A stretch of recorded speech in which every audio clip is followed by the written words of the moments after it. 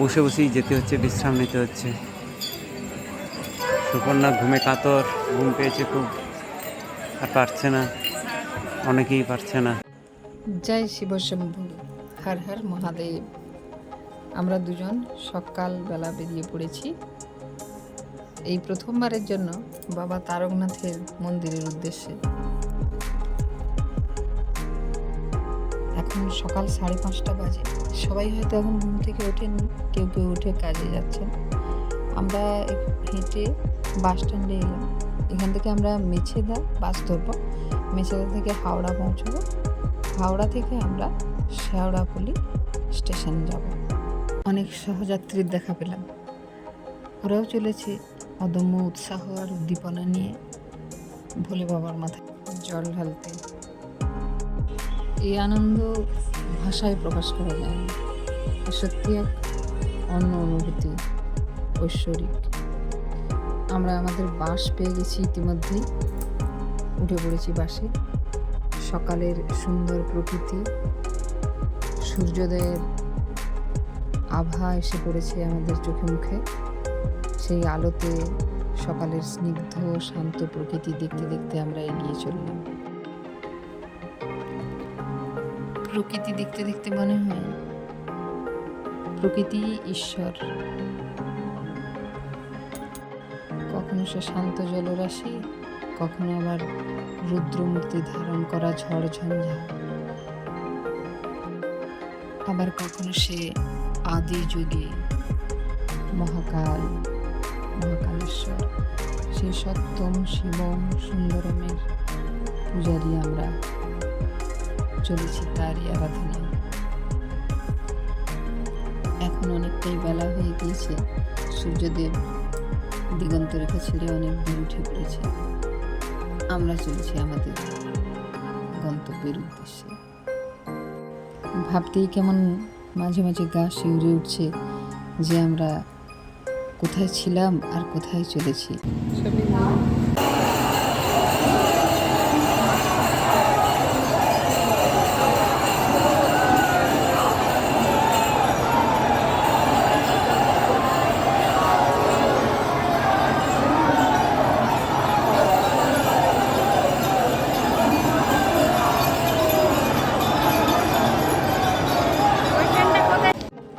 শেওড়াফুলি স্টেশনে নেমে আমরা শেওড়াফুলি বাজারের দিকে চললাম। সেখানে জল ঢালতে যাওয়ার প্রয়োজনীয় সরঞ্জাম অনেক দোকান রয়েছে যেগুলো থেকে কিনতে পারা যায়। তারপরে আমরা সিদ্ধান্ত নিয়েছিলাম যে আমরা বাঁকে করে জল নিয়ে যাব, তাই আমরা আমাদের পছন্দসই বাঁক সাজিয়ে নিচ্ছিলাম, যে যার মনের মতো করে সাজিয়ে নিতে পারা যায়। তারপরে আমরা নিমাইঘাটের দিকে যাব, ওখান থেকেই আমরা জল তুলে রওনা দেব।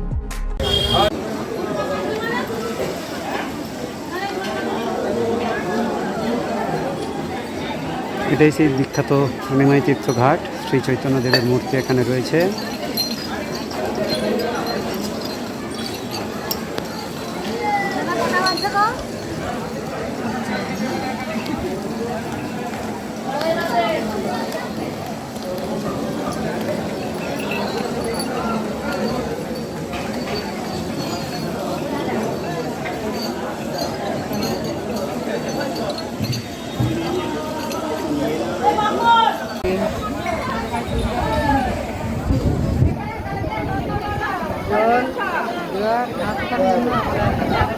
উপরের দিকে দেখো, জোয়ার না থাকার জন্য আমরা এখন দাঁড়িয়ে আছি, অপেক্ষা করছি চৈতন্য ঘাটে। জোয়ার আসার পর আমরা গঙ্গা স্নান সেরে জল তুলে রওনা দিলাম। আমরা হাঁটছি এখন, প্রায় 2 কিলোমিটার রাস্তা এসেছি। প্রচণ্ড রোদ, পা তেতে গেছে।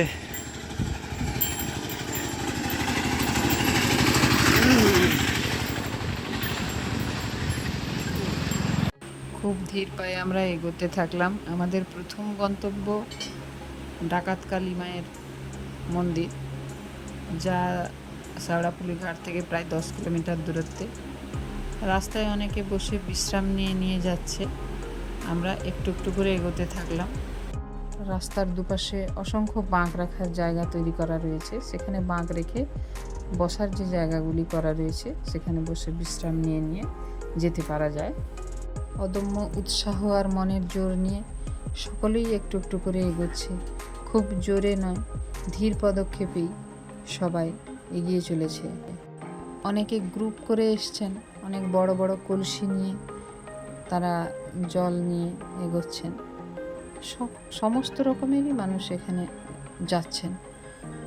এখানে ধনী দরিদ্রের বৈষম্য নেই, বয়সের তারতম্য নেই, যে কোনো ধরনের মানুষ চলেছেন বাবার মাথায় জল ঢালতে।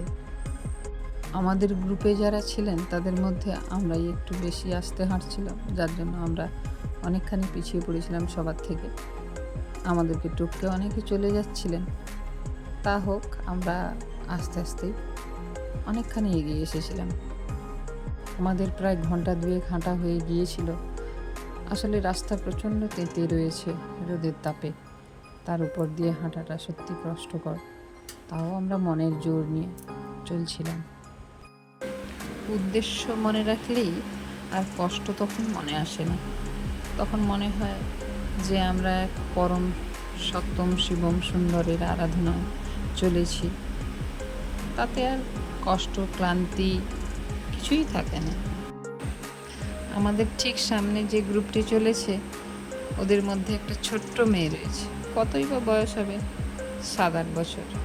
সেও তার মায়ের সঙ্গে এসছে এবং পুরো পথ অতিক্রম করছে পায়ে হেঁটেই। তাকে দেখলাম এবং তার মধ্যেই উৎসাহ সব থেকে বেশি দেখা যাচ্ছে। এই রকম নানান অভিজ্ঞতা সঞ্চয় করতে করতে আমরা এগোতে থাকলাম। প্রায় 2.5 ঘন্টার পথ হেঁটেছি। এবার আমরা পৌঁছে গেছি ডাকাতকালী মায়ের মন্দিরে। এখানে খুব সুন্দর ব্যবস্থাপনা রয়েছে বাঁক রাখার জন্য এবং বসারও ব্যবস্থা রয়েছে। আমরা কিছুক্ষণ বিশ্রাম নিয়েছিলাম, তারপরে আমরা একটি করে ঘট খুলে নিলাম।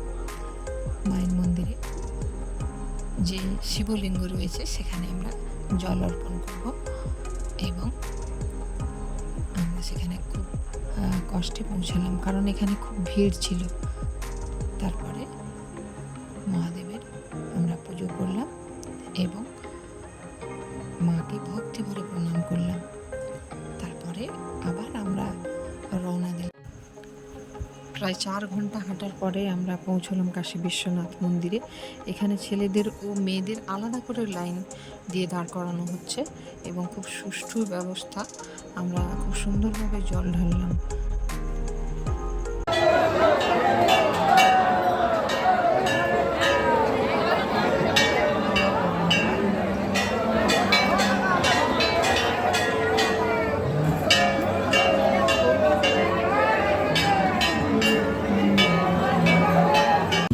রাস্তায় হাঁটছি,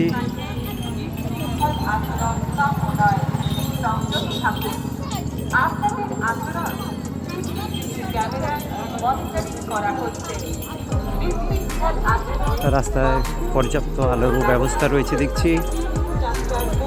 এই যে এক জায়গায় খাবার দেওয়া হচ্ছে মানুষজনকে, দেখুন আপনারা সবাই, খুব সুন্দর ব্যবস্থা।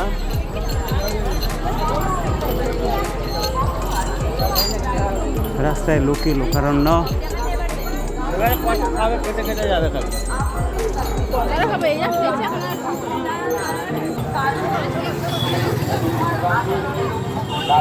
অনেক রাস্তা এখন বাকি, এতেই পায়ের অবস্থা কাহিল।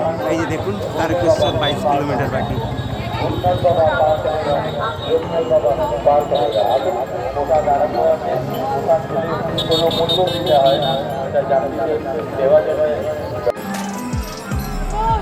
এখন রাত্রি 1টা, আমরা যাচ্ছি তারকেশ্বরের পথে, কিন্তু বসে বসেই যেতে হচ্ছে, বিশ্রাম নিতে হচ্ছে। সুকন্যা ঘুমে কাতর, ঘুম পেয়েছে খুব, আর পারছে না, অনেকেই পারছে না। কাতারে কাতারে মানুষ হেঁটে যাচ্ছে, পায়ে ফোসকা, 80 থেকে 8। আরও কম বয়স্ক কিংবা বেশি বয়স্ক মানুষরা হেঁটে হেঁটে যাচ্ছেন। কল্পনার বাইরে, কাতারে কাতারে মানুষ আপনারা দেখতে পাচ্ছেন। এক মহাযজ্ঞ। দেখুন, বাবার কাঁধের ওপরে বসে ছেলেগুলো চলে যাচ্ছে, আর হাঁটতে পারছে না, জেদ ধরে বাড়ি থেকে চলে এসছে।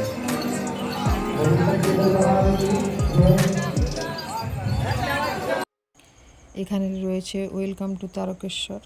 আমরা তারকেশ্বর এলাকার মধ্যে প্রবেশ করলাম, কিন্তু এখান থেকে মন্দির অনেকটাই রাস্তা এখনো বর্ণনা করতে বাকি আছে।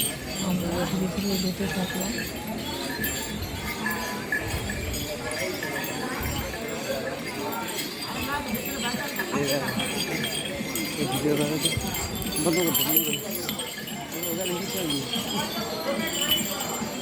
আমরা এখন লোকনাথ বাবার মন্দিরের উদ্দেশ্যে চলেছি। ওখানে পৌঁছতে আমাদের ভোর 4:30 বেজে যাবে। তারপর আমরা তারকেশ্বর মন্দিরের উদ্দেশ্যে রওনা দেব।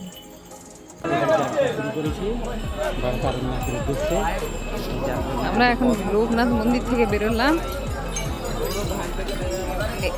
এবারে যাব বাবা তারকনাথের মন্দিরে। এখানে প্রচুর ভিড়, অনেক লোক, হাজার হাজার লোক লাইন দিয়ে জল ঢালছে। না জানি ওখানে কত বেশি ভিড় হবে।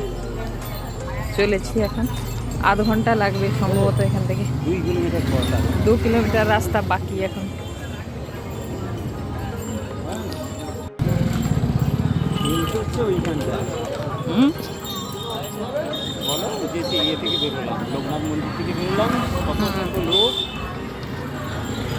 আমাদের এখন পুজো দেওয়া শেষ, এবার বাড়ির উদ্দেশ্যে রওনা দিচ্ছি। জলের ঘটাতে আমাদেরকে অনেক দূর থেকে লাইন দিতে হয়েছিল। তারপরে আমরা মন্দিরের কাছাকাছি গিয়ে ওখানে অনেক পুজোর ডালার দোকান পেয়েছিলাম। ওনারা পুজোর ব্যবস্থা করে দিয়েছিলেন। মন্দিরের ভিতরে গিয়ে জল ঢালা এবং পুজো দেওয়া দুটোই করতে পেরেছি। দুধ পুকুরে স্নানও করেছি। তারপর আমরা ওখান থেকে বেরিয়ে বাজারের মধ্যে দিয়ে আমরা স্টেশনের দিকে যাচ্ছি। এখনো বহু মানুষ লাইনে দাঁড়িয়ে রয়েছেন পুজো দেওয়ার জন্য।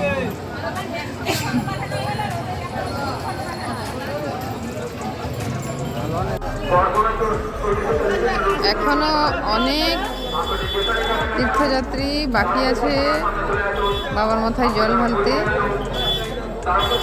সবাই আসছে দলে দলে। আমরা 7টার দিকে পৌঁছে পুজো দিয়ে বেরিয়ে যাচ্ছি। হর হর মহাদেব, জয় বাবা তারকেশ্বর। ভগবানের মাথায় আমরা জল ঢাললাম, আমাদের কাজ সম্পূর্ণ হলো। এক অপার অনুভূতি। আমরা এইভাবে যখনই সময় পাবো আমরা আসার চেষ্টা অবশ্যই করব। আপনারাও আসুন, আপনারাও আনন্দ পাবেন।